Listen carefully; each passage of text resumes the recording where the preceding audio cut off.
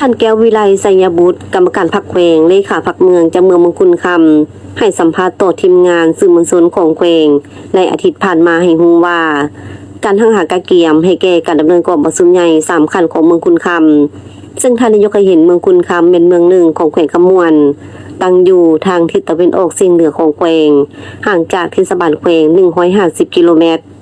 ในระยะผ่านมาทางเมืองได้หั่งหากะเกียมในการดำเนินกองประชุม3ขั้นโดยอิงตามกฎระเบียบของพรรคประชาชนปฏิบัติลาวสมัยที่11อิงตามคำสั่งของเลขาธิการศูนย์กลางพรรคเลขที่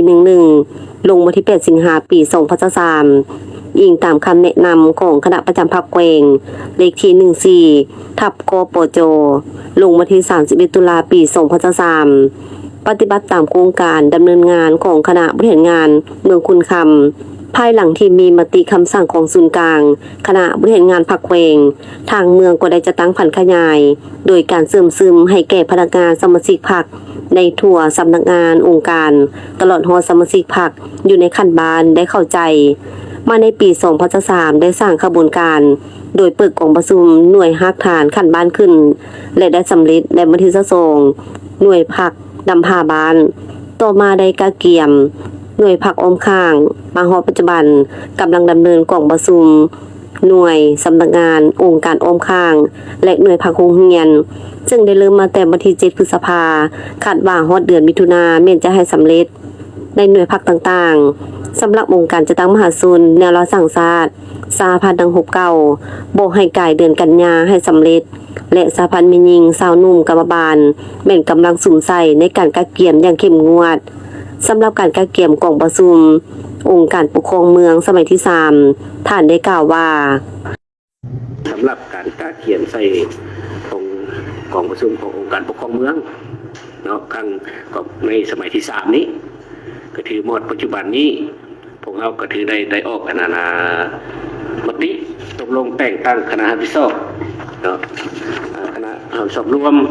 ก็คือกับอนุกรรมการต่างๆเนาะในการกะเกียมของประชุมมันถือว่าในมาวันที่เดือนในต้นเดือนสิงหาท้ายเดือน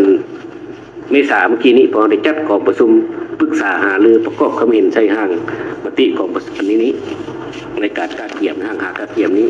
ก็ถือว่าได้สำเร็จได้แบ่งเป็นอนุเนื้อในเนาะกะเกียม1อนุเนื้อใน2อนุขบวนการ3มาอนุโครงประกอบ4อนุเศรษฐกิจถือว่าได้มีการจัดของประชุมในแบ่งความรับผิดชอบให้การว่าชั้นซะเนาะมหอดปุญญอนนี่ถือว่าในห่างหากะเกียมในนั้นคือว่าทางด้านเนื้อในนี่พวกเขาก็คือว่าตามแผนเนาะตามแผนนี่แต่นี่5เดือนกรกฎนี่พวกเขาจะให้ได้ผ่านในคณะกรรมการพรรคเมืองแล้วมีการปรับปรุงให้แต่ละองค์การประกอบความเห็นแล้วก็ปรับปรุงทางด้านเนื้อในพอเดือนกันยายนนี่เฮ็ดสัมมนาวิทยาศาสตร์ในขั้นเมืองเราแต่ละแขนงการนี่เขามาเฮ็ดสัมมนาวิทยาศาสตร์ทางด้านเนื้อในเดือนกันยายนเดือนตุลานี่มันเฮ็ดสัมมนาทางด้านวิทยาศาสตร์ให้เชิญขั้นแขวงเขามาร่วมนำบรรดาแผนกการของแขวงเขามาร่วมเพื่อประกอบความคิดความเห็นเนาะหลังจากนั้นเขาก็มีการปรับปรุงเนาะเดือนตุลาเดือนธันวาให้ได้ผ่านคณะประจำอีกรอบสุดท้ายแล้วก็คาดว่ากองประชุมพวกเขาจะเปิดขึ้นในเดือนมังกรของ2025อันนี้มันแผนของเมืองพวกเขาเนาะคาดว่าในนั้นคือเดือนมังกรนี้ให้สำเร็จกองประชุมของคณะผังเมืองเนาะว่าสั้นๆอันนี้มันแผนของ